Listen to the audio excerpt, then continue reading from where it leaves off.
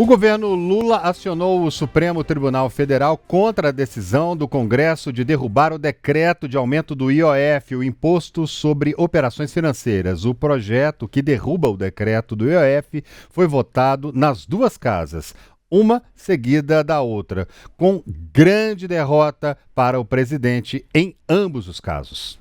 O Planalto vinha discutindo como reagir, mas a decisão foi, de fato, recorrer ao STF. O anúncio foi feito pela AGU, que é a Advocacia Geral da União. O órgão já havia confirmado, na última sexta-feira, que estudava a possibilidade de judicialização. Segundo o advogado-geral da União, Jorge Messias, a decisão do Congresso infringe a separação dos poderes e a legalidade tributária. A ação declaratória de constitucionalidade visa exatamente preservar a integridade, a rigidez do ato praticado pelo chefe do Poder Executivo. A conclusão lógica é que este decreto continuaria válido, portanto, ele não poderia ter sido de modo algum suspenso por ato do Congresso Nacional. É importante dizer que durante o estudo que foi realizado pela Advocacia Geral da União, nós analisamos de forma muito cuidadosa, de forma muito detida, a jurisprudência do Supremo Tribunal Federal. E a jurisprudência do Supremo Tribunal Federal, ela é forte, firme, no sentido de que o Congresso Nacional, ao utilizar o dispositivo do artigo 49, inciso 5º da Constituição Federal, que é uma competência própria do Congresso de sustação de atos do Poder Executivo, atos de natureza regulamentar, só poderá fazê-lo em caráter excepcionalíssimo, de modo restritivo, mediante a flagrante, a patente inconstitucionalidade. De outra forma, é dizer, tendo o decreto do presidente da República preservado a sua integridade, não poderia prevalecer, evidentemente, o decreto legislativo que o susta. Portanto, a nossa conclusão é de que o decreto presidencial que alterou as alíquotas do IOF é um decreto constitucional, válido, rígido, portanto, e que não poderia ter sido objeto de PDL, ou seja, objeto de decreto legislativo de sustação de efeitos de natureza regulamentar. E no anúncio, Messias procurou colocar panos quentes e insistiu que a questão é estritamente política. Eu queria destacar que, neste momento, o que nós estamos pedindo ao Supremo Tribunal Federal é uma ação declaratória de constitucionalidade em favor de um ato produzido pelo presidente da República. Nenhuma maneira, de nenhuma forma, nós estamos, neste momento, colocando em xeque digamos assim, a interação sempre bem-vinda e necessária com o Congresso Nacional. É muito importante que nós tenhamos as condições de preservar integralmente as competências do chefe do Poder Executivo. A democracia brasileira, ela necessita fundamentalmente que os poderes possam ser independentes, embora todos nós tenhamos a condição de trabalhar pela harmonia entre os poderes. Portanto, é um ato em favor de uma competência, de uma atribuição própria do presidente da República. Nós temos uma grande preocupação de que a condução da política econômica e tributária ela seja preservada como uma atribuição própria do Poder Executivo Federal e que há, neste momento, um grande esforço do governo federal para produzir um volume significativo de medidas aptas à promoção da justiça fiscal, justiça social, com a responsabilidade fiscal que a sociedade nos exige. Pois é, como você viu aí, né, a AGU apresentou, portanto, uma ação declaratória de constitucionalidade ao STF. Essa ação, de acordo com o Messias, tem o objetivo de preservar a validade do ato do Poder Executivo, com o argumento de que o decreto foi emitido dentro dos limites constitucionais e, portanto, não poderia ter sido suspenso pelo Congresso. A gente preparou uma cronologia para entender melhor essa discussão. Está aí na sua tela os principais desdobramentos do impasse do IOF, Síria. Pois é, André, começando aí no dia 22/5, 22 de maio, né?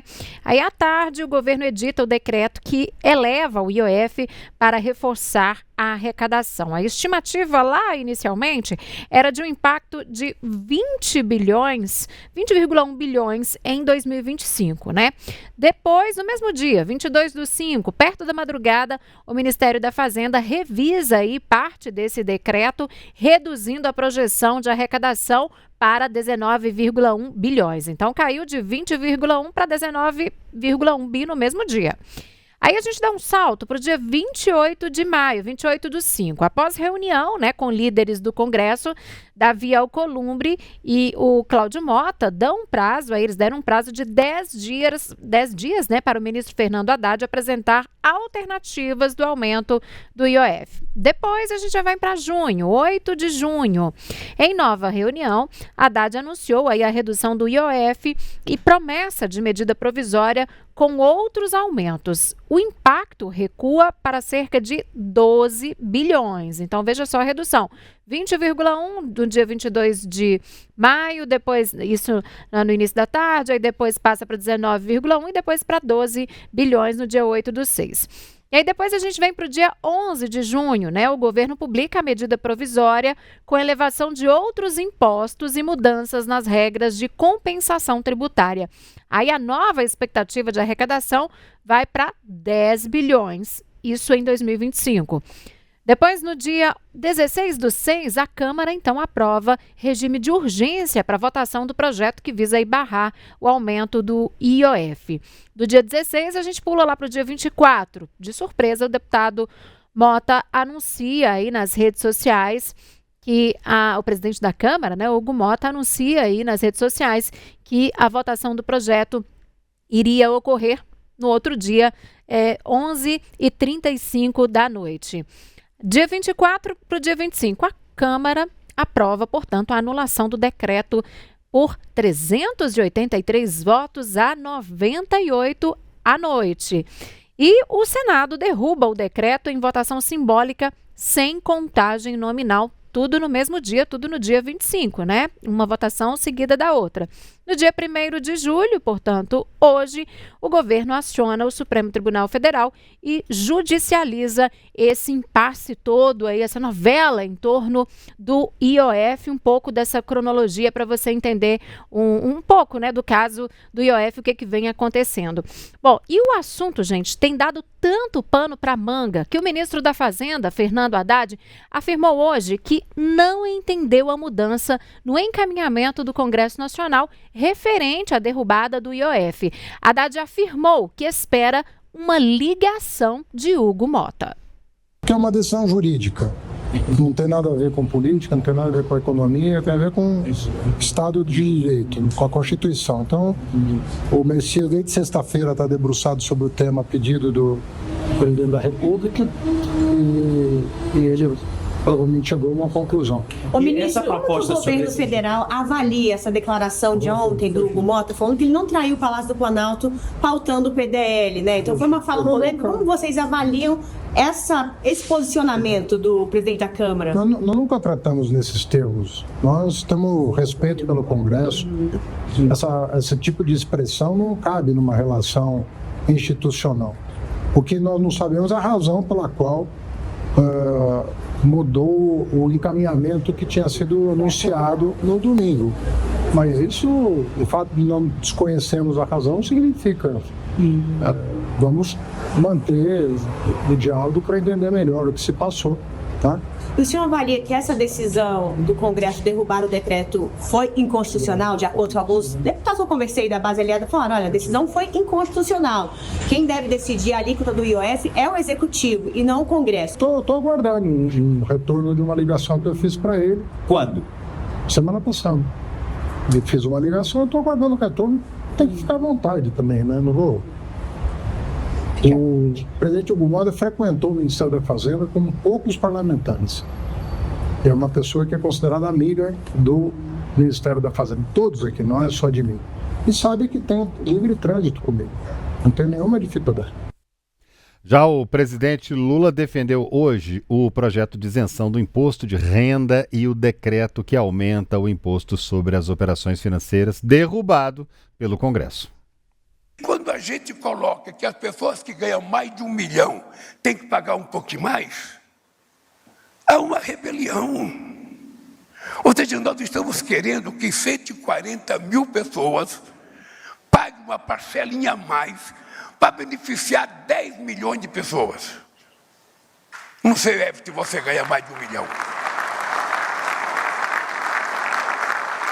Hoje é tão pouco. Olha, fazer tudo isso sem precisar dar um tiro,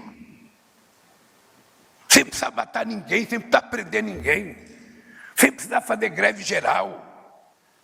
Nada, fazer isso acordando, sentando numa mesa e conversando. Vamos tentar estabelecer que um dia esse país vai ter uma política fiscal justa. É difícil, é muito difícil. Porque não é nem intenção, porque todo mundo é muito bem formado, todo mundo é muito bem letrado. Só pode ser ganância, só pode ser a desgraçada da doença de acumulação de riqueza, só para mim e não para os outros. Porque vocês imaginem que nós temos nesse país pagamento da taxa de juros de quase de 1 trilhão e 200 bilhões de reais. Mas sabe como nós temos de desoneração, isenção fiscal? 680 bilhões de reais. E eu fico triste quando eu vejo as pessoas jogar a culpa em cima dos doentes, em cima do BPC, em cima do Bolsa Família, em cima do pé de meia para garantir que 500 mil moleques que desistiam da escola para trabalhar, não desistam, pelo amor de Deus, volta a estudar, porra. Esse dinheiro que você está recebendo vai ser devolvido em dobro para o Estado, quando vocês tiverem formado cidadão de primeira classe nesse país. É difícil fazer as pessoas compreenderem isso? É. Se a gente continuar estabelecendo que vai predominar na nossa cabeça o desejo de mentir, o desejo de fazer canalice, quando a gente deveria fazer coisa séria. Esse país não pode perder essa chance. O líder do governo na Câmara, deputado José Guimarães, do PT do Ceará, deu entrevista hoje para confirmar que conversou com o presidente da Câmara, Hugo Motta, e que o governo pretende continuar dialogando, inclusive para que as prioridades sejam votadas. O que é prioridade para o governo no próximo período, né? Nós temos que votar a MP do setor elétrico, a 1300, a medida provisória de mais especialidades da saúde, a MP do ajuste fiscal, o PL do imposto de renda, que o relator é o deputado Arthur Lira, a PEC da segurança, que nós temos informações que já vai levar o parecer na próxima semana, e a LDO. E também entrou uma matéria que é relevante, que já está tramitando, que é a questão do novo licenciamento, as novas regras para o licenciamento ambiental, que tem o Zé Vitor como relator, já está encaminhando a discussão com a ministra Marina e com a Casa Civil para buscarmos um entendimento sobre o texto que veio do Senado e quais mudanças nós poderemos e temos que fazer aqui. Portanto, nós temos 7 matérias que são relevantes para o país, que elas integram essas prioridades do governo. É bom dizer também que o esforço que nós estamos fazendo não é chamar o país contra o Congresso, Nós não vamos fazer nenhum movimento, nós, líder do governo aqui, contra o Congresso. A nossa luta é contra a fome, a nossa luta é para que aqueles que não pagam imposto paguem, aqueles que pagam pouco, ou que sonegam paguem imposto, e jamais comprometer aqueles que, como são considerados no andar de baixo, que já pagam, já são tributados neles uma alta conta e, portanto, nós não vamos penalizá-los mais. Portanto, a nossa luta é fazer a disputa, não queremos introduzir a disputa de 2026 aqui dentro do Congresso, ainda que essa questão esteja muito presente nas nossas ações aí fora. Mas a centralidade nossa é dialogar com os dois presidentes, especialmente com o deputado Hugo Mota, para buscarmos a concertação em torno dessas matérias.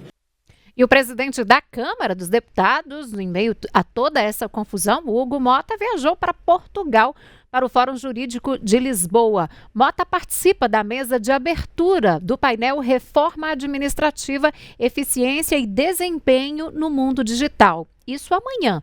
Já o presidente do STF, Alexandre de Moraes, integra o painel de 4 de julho, sexta-feira que vem, portanto, lá em Portugal também, sobre dilemas da soberania digital, Big Techs e governos. Bom, e agora a gente vai até Brasília para entender, gente, como que estão os bastidores, né? Depois que o governo resolveu acionar o STF para decidir aí sobre essa polêmica em torno do IOF. Quem está lá com a gente é a repórter Lara Alves. Lara, boa noite para você. O clima pesou ainda mais, se é que isso é possível, né? Ei, Síria, boa noite para você, boa noite também para o André, para a Larissa e todos que estão conosco.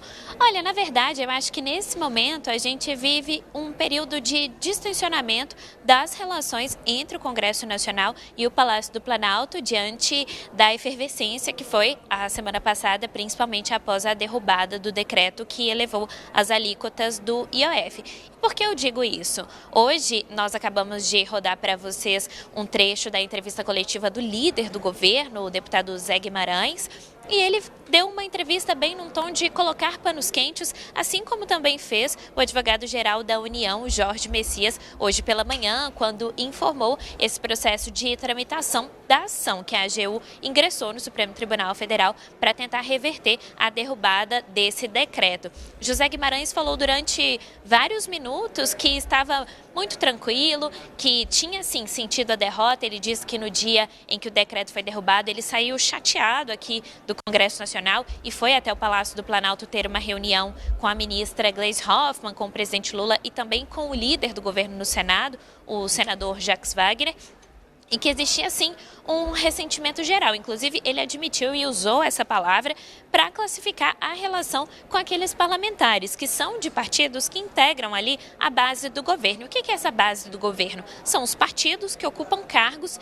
em ministérios do presidente Lula. E aí estamos falando, por exemplo, do MDB, do Republicanos. E esses partidos tiveram muitos parlamentares, se não a totalidade de suas bancadas, que votaram pela derrubada do decreto aqui na Câmara dos Deputados. Bom, houve sim essa análise de um ressentimento com esses parlamentares, mas Zé Guimarães tentou tratar tudo isso como uma turbulência política, uma construção política que pode sim ser superada, principalmente neste momento que a gente vive um abrandamento das atividades aqui no Legislativo. A tendência é que a gente tenha uma semana bastante esvaziada aqui no Congresso Nacional, principalmente em função das viagens, né? Muitos parlamentares, assim como o presidente da Câmara, Hugo Mota, estão indo para Lisboa, onde participam do Fórum Jurídico, que é organizado pelo IDP, o instituto que pertence ao ministro Gilmar Mendes, né, popularmente conhecido aqui nos bastidores também em outros espaços como o Gilmar Palusa. Então, muitos parlamentares vão até Lisboa, os ministros do Supremo Tribunal Federal,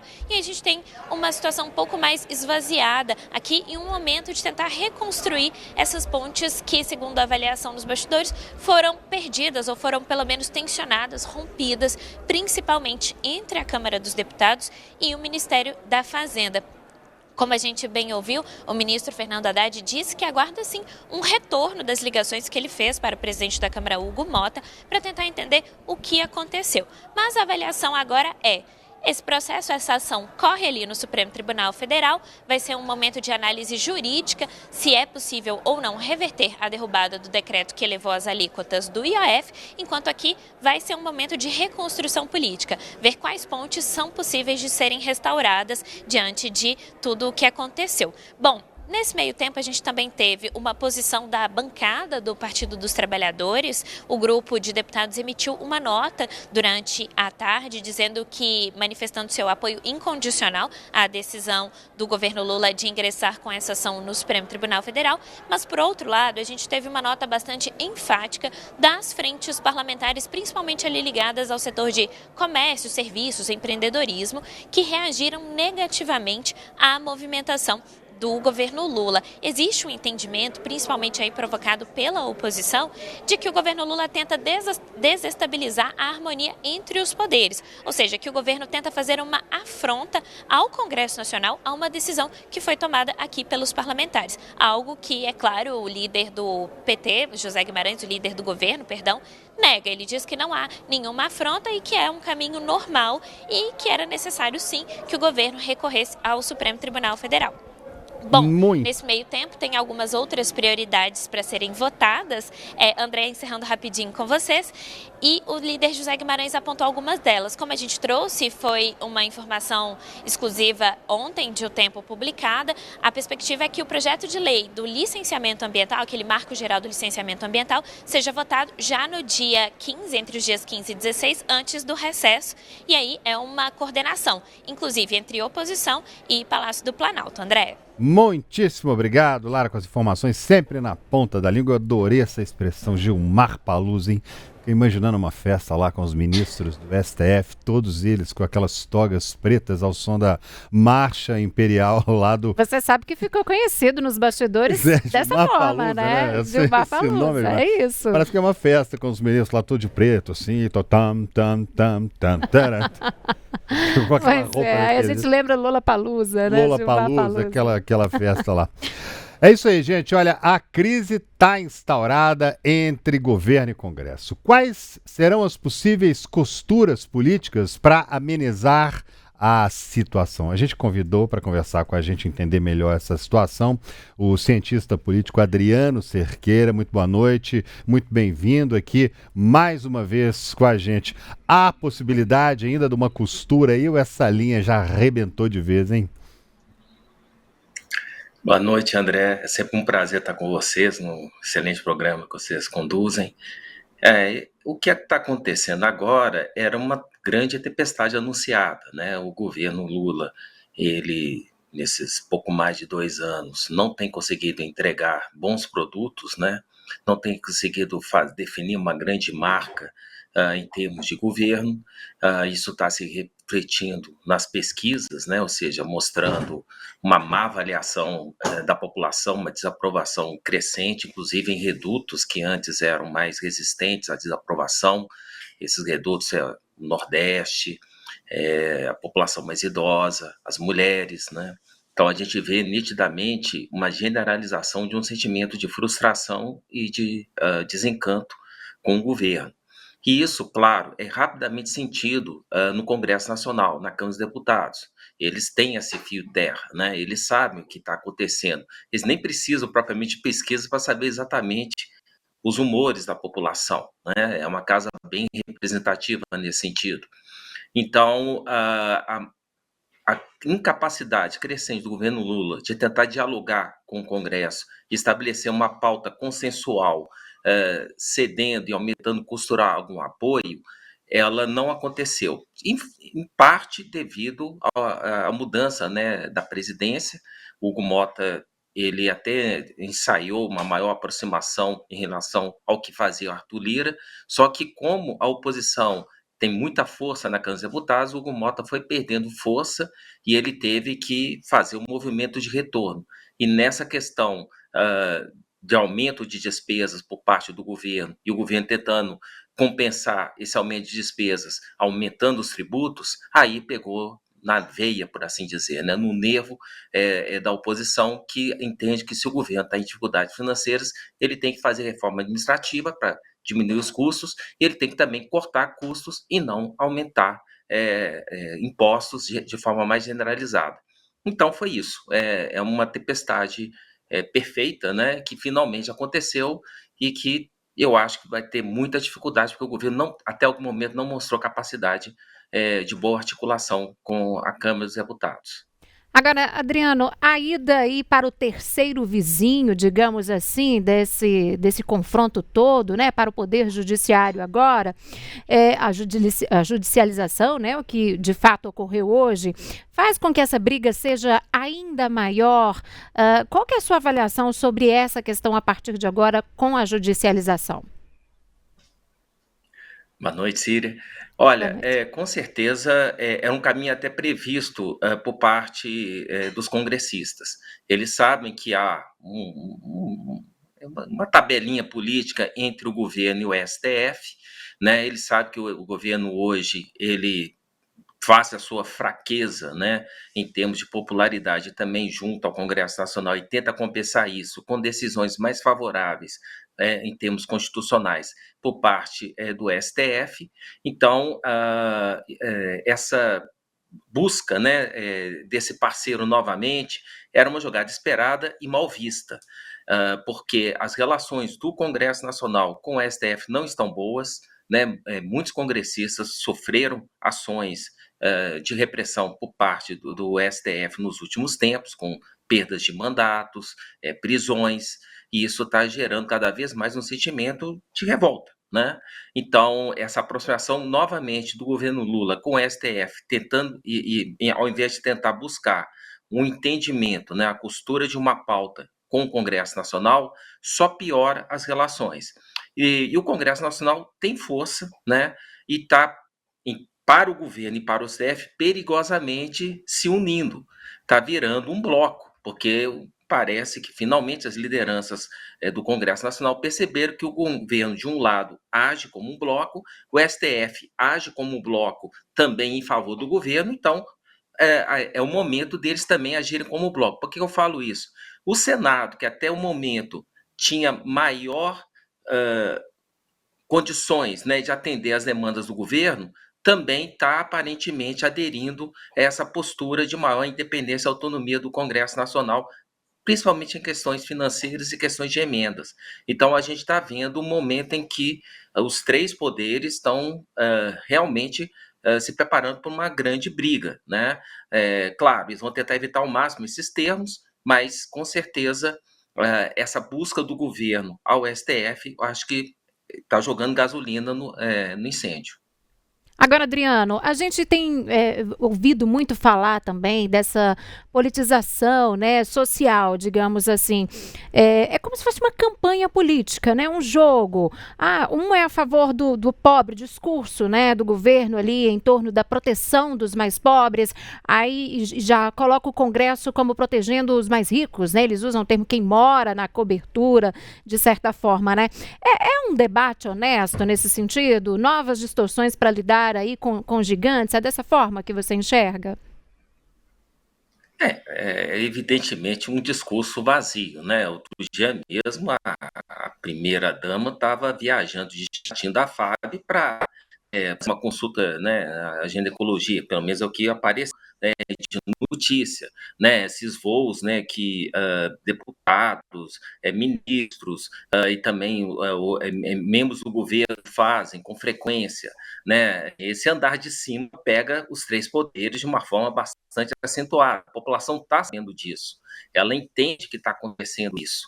Então, o que o governo está tentando fazer de uma forma desesperada é se posicionar mais favoravelmente perante a opinião pública, querendo se passar o seguinte: olha, a gente está querendo aumentar os tributos porque a gente quer fazer justiça fiscal, mas não, o governo está gastando de uma forma desenfreada, né, não está vendo fazer um ajuste de despesas à altura e facilidade de encerrar o ano fiscal, ele tem tomado a decisão de aumentar a arrecadação por reduzir também taxas. Falar que o EF só atende os mais ricos não é um discurso honesto, já que ele tem uma incidência, né, no mercado, as pessoas que usam cartão de crédito, que cada vez é um meio mais popular, vão sofrer o impacto disso, produtos que são dolarizados têm a ficar com o preço aumentado, mas isso é uma tentativa desesperada do governo porque está precisando gastar mais, então precisa de aumentar sua arrecadação, tentar justificar que está fazendo isso, não pelo governo, mas está fazendo os mais pobres. É o velho discurso petista, né? Nós contra eles, né? Que investe pesadamente nessa polarização. E, em parte, mostra, né, que o núcleo duro do petismo hoje está está comandando as relações institucionais do governo com a Câmara dos Deputados. Quando a Gleice assumiu essa posição, era previsível que isso aconteceria. Ela não é uma pessoa para tentar negociar, conversar de uma forma mais polida, né? Ela entra, digamos assim, com voadoras, né? Ela entra para fazer embate mesmo, sempre pensando na posição dela e do governo. Então, esse endurecimento, essa polarização está sim sendo incentivados pelo governo. Pois é, e a gente tem aí também uma possibilidade que está se falando atualmente na comunicação do governo, inclusive de tirar a palavra união, né? Porque o slogan do governo federal aí, né, que é Brasil, União e Reconstrução, estão falando, vamos tirar essa palavra, fazer uma mudança nessa estratégia aí, porque de união aí, ao que tudo indica, não tem quase nada. Sim, o que acontece é que a gente está vendo, né, um gradual e perigoso para o governo isolamento político. Ele só tem hoje, com certeza, o apoio institucional do STF.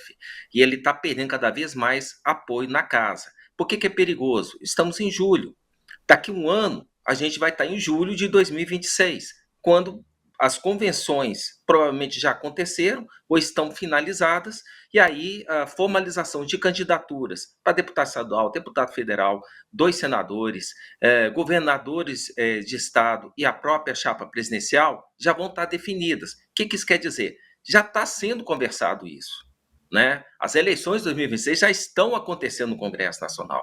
Os partidos já estão conversando, pensando em montar essas chapas. Então, o que está por trás de toda essa briga é a constatação por parte do governo que o chamado centrão, né, aquela centro-direitinha, vamos colocar assim, está se movendo em favor da oposição. A oposição está construindo boas opções e alternativas eleitorais para o PSD, para o Gilberto Kassab, né? O Bolsonaro ele tem sido muito habilidoso nesse sentido, né, de fazer o patrocínio de candidaturas, inclusive de candidatos de outros partidos. Vão lembrar a eleição do ano passado do prefeito de São Paulo, Ricardo Nunes, do MDB, com apoio de Bolsonaro, né? Então, aquilo lá, para mim, foi uma espécie de ensaio, né? Um balão de ensaio do que pode ser feito no plano nacional. Então, o governo, nesse momento, está se isolando em relação ao central, está se isolando em relação ao centro. Então, como que vai ser o perfil da candidatura do PT, se houver, né, ano que vem? Não vai ser de centro, né? Ou não vai ser de união, como, né, foi colocado na pergunta. Porque vai ser uma coisa do tipo: nós somos o povo, nós somos os defensores daqueles que não têm dinheiro, nós queremos promover a justiça fiscal contra esses ricos aqui que estão. Eu acho que isso já é um sintoma de uma eleição que já está acontecendo nos subterrâneos da política brasileira. Agora, Adriano, voltando um pouquinho no tempo, né, na reeleição ali da ex-presidente Dilma Rousseff, lá em 2014, mais ou menos, né, pouco tempo depois, poucos meses depois da reeleição, ela não tinha uma boa relação com o Congresso, né, e agora a gente está vivenciando a mesma situação. A senhora acredita que isso aí pode seguir por um caminho igual ao que aconteceu aí no passado? O caminho igual seria o impeachment, né? Eu acho muito improvável o impeachment, porque não há movimentos de rua defendendo isso em relação ao governo Lula. Em 2014 já havia grandes manifestações nesse sentido. Em 2015, né, em março, por exemplo, várias grandes manifestações, inclusive aqui em Belo Horizonte, foram feitas para o impeachment da Dilma. E só em dezembro de 2015, né, que o presidente da Câmara aceitou o pedido e abriu o processo, que terminou, né, com a saída dela. Então, assim, eu não acho que há tempo hábil para isso. E nem sei se é para a oposição interessante fazer esse caminho novamente. É a famosa ideia, é um pato manco esse governo. Esse governo está ficando isolado, está enfraquecido, está impopular. não tenho condições de entregar a tempo, né, um grande desempenho econômico, porque isso já deveria estar acontecendo, não está. Não adianta falar que o desemprego está baixo, que o PIB está crescendo, se as pessoas estão tendo dificuldade de pagar as contas, estão achando caríssimo, né, a compra, por exemplo, de bens fundamentais para a vida delas. A carestia está aí e isso gera o azedume, né, da população em relação ao governo de plantão. É esse o desespero do governo. Ele depende de uma grande fonte de despesas, né, para fazer as suas políticas, só que essa fonte está secando e está ficando muito cara, né, e a taxa Selic já está passando dos 15%. Então, assim, as condições estão péssimas para o governo, e a oposição já viu isso, o Congresso Nacional está vendo tudo isso, e provavelmente a aposta para eles hoje é que esse governo não vai ter nenhuma facilidade para se reeleger. Então, as chances de vitória estão mais para o lado da oposição. Então, eu nem estou mais falando de direita, eu estou falando de oposição, porque eu vejo o centro, né, aquele centro que tenta não se ideologizar tanto, cada vez mais rumando junto com os movimentos e partidos mais ligados ao que a gente pode chamar de uma centro-direita ou direita. A oposição está formando um bloco importante, que já está se manifestando politicamente em várias decisões, não apenas na Câmara dos Deputados, mas também no Senado. É esse o risco que o governo está sentindo. Ele está vendo esse isolamento, mas assim, não acho que é o jogo da oposição hoje fazer um impeachment. E sim, tentar costurar uma união para fortalecer uma candidatura que tenha condições não apenas de ganhar as eleições presidenciais, mas fazer uma grande bancada na Câmara dos Deputados e no Senado, que também é esse o objetivo que eles estão querendo. Adriano Cerqueira, cientista político, mais uma vez aqui com a gente no Tempo News. Muitíssimo obrigado pela sua presença e pelo seu tempo disponibilizado aqui para a gente e para a nossa audiência. Uma boa noite para o senhor. Boa noite, muito obrigado.